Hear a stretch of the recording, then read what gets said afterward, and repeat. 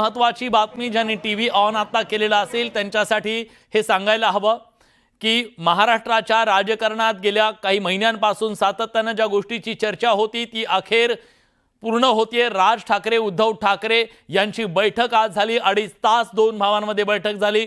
शिवतीर्थवरून उद्धव ठाकरे हे निघालेले आहेत आणि संजय पवार आपल्या सोबत आहेत, शिवसेनेचे उद्धव बाळासाहेब ठाकरे पक्षाचे उपनेते। पवार साहेब, आता जे बॉडी लँग्वेज दिसतंय, आनंद दिसतोय चेहऱ्यावरती आणि ज्या क्षणाची तुम्ही वाट पाहत होतात, गेली अनेक महिने आम्ही चर्चा करत होतो, तुम्ही सुद्धा अगदी सावकाश बोलत होतात, पुढचं काय होतंय बघूया असं म्हणत होतात। आता तुम्हाला असं वाटतंय का की होतंय? होते असं वाटतंय मला पण आता एकंदरीत। आज आपले संकष्टी आहे, गणपती बाप्पाला हीच प्रार्थना मी नक्की करेन। गणपती बाप्पाला, बाप्पा ह्या महाराष्ट्रावर आलेले विघ्न, ह्या देशाला विघ्न ह्या दोन्ही आमच्या नेत्यांच्या दोन्ही भावांच्या माध्यमातून दूर व्हावं अशी आज गणपतीला मी प्रार्थना करीन। बाकी काय करू शकतो? प्रार्थना आमची सार्थ लागून दे, ह्या महाराष्ट्राला चांगलं घडून द्या, दोन्ही भावांच्या माध्यमातून दोन्ही नेत्यांच्या माध्यमातून चांगलं घडून दे, हीच आमची इच्छा आहे। आणि ती इच्छा पूर्ण होईल असं मला नक्की वाटतंय। बरं, पण तुम्हाला काही खाली मेसेज आले होते का आतापर्यंत की तुम्ही माहिती पाठवा की मनसेसोबत आपण गेल्यानंतर काय होईल, किंवा तुमचा काही फीडबॅक घेतला होता का पक्षानं? नाही, अशा पद्धतीची काय माहिती आमच्यानं घेतली नव्हती, काय मागितली नव्हती, अजिबात नाही घेतली नव्हती आमच्यानं काही। बरं, पण तुम्हाला काय पक्ष आदेश हा मानणारा शिवसैनिक असतो। बरं, त्यामुळे पक्षाचा आदेश जो येईल त्या पद्धतीने काम करायचं हे शिवसैनिकांना माहीत असतं आणि त्याच पद्धतीतला मी शिवसैनिक आहे। असे शिवसैनिक आहेत की बाबा त्यांना आदेशाचं महत्त्वाचं असतं, मरा किंवा मारा बस आम्हाला एवढंच माहीत असतं। साहेब सांगतील ती पूर्व दिशा आम्हाला मान्य असते कायम, कारण जे काय साहेब करतील ते महाराष्ट्र भल्यासाठी करतील, मराठीच्या भल्यासाठी करतील, हे आम्हाला कायम त्यांच्याबद्दल खात्री आहे।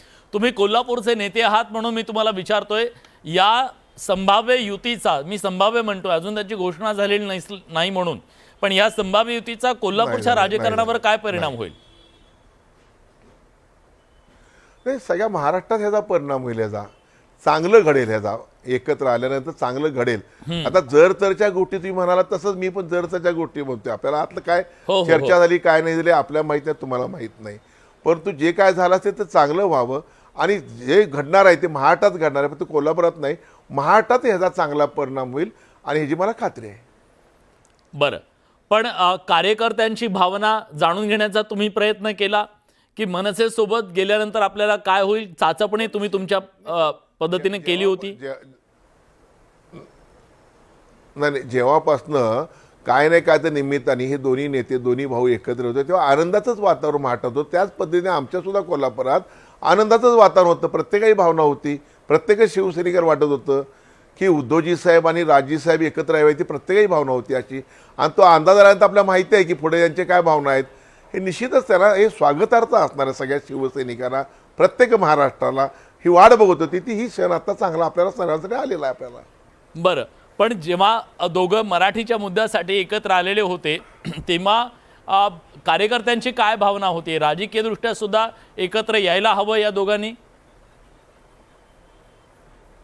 हो, निश्चित भावना होती, पण जेव्हापासून मी म्हणालो ना की दोघं मराठी मुद्द्यावर एकत्र आले किंवा अन्य ठिकाणी मिळाले, सणावाराला एकत्र आले, ही इच्छा होती सगळ्यांची, तेव्हापासून हा वातावरण होतं की दोघं एकत्र यावे। आमच्या इथं आहे अंबाबाईला काही लोकांनी साकडं पण घातलं होतं इथं आमच्या अंबाबाईला की दोन्ही एकत्र यावेत म्हणून, आम्ही साकडं घातलं होतं। हा, अंबाबाई पावली म्हणायचं मग तुम्हाला? पावणार, अंबाबाईचा आशीर्वाद कायम सगळ्यांना चांगले मिळतात, मला खात्री आहे नक्की पावल अशी मला खात्री आहे।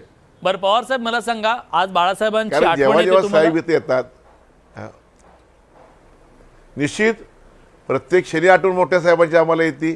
मोठ्या साहेबांवर माझा सहवास जास्त नव्हता, जो सहवास मिळाला तो क्षण आणि क्षण माझ्यासारख्याला म्हणजे खूप मोठाही क्षण तो। मोठ्या साहेबांबरोबर मी अनेक वेळा काम केलेलं आहे, अनेक वेळा भेटलेलो आहे, तो क्षण म्हणजे आम्हाला म्हणजे आम्ही कायम त्याच्या पायाला हात लावला का तो एक ऊर्जा, एक ताकद घेऊन येणारा आम्हाला क्षण होता आम्हाला।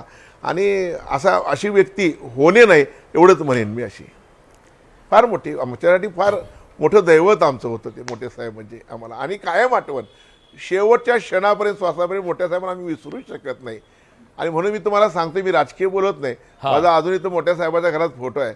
जेव्हा मी माझ्या आई वडिलांना उदबत्ती लावतो, देवाला उदबत्ती लावतो, तेव्हा माझ्या मोठ्या साहेबांना सुद्धा नमस्कार करून मी बाहेर पडतो. असा मी शिवसैनिक आहे. नाही, आणि शिवसैनिकाची भावना काय आहे? ठाकरे कुटुंबाबद्दल असेल किंवा बाळासाहेबांबद्दल असेल, शिवसेनेबद्दल असेल, शिवतीर्थबद्दल असेल, शिवसेना भवनाबद्दल असेल, याची कल्पना महाराष्ट्राला आहेच.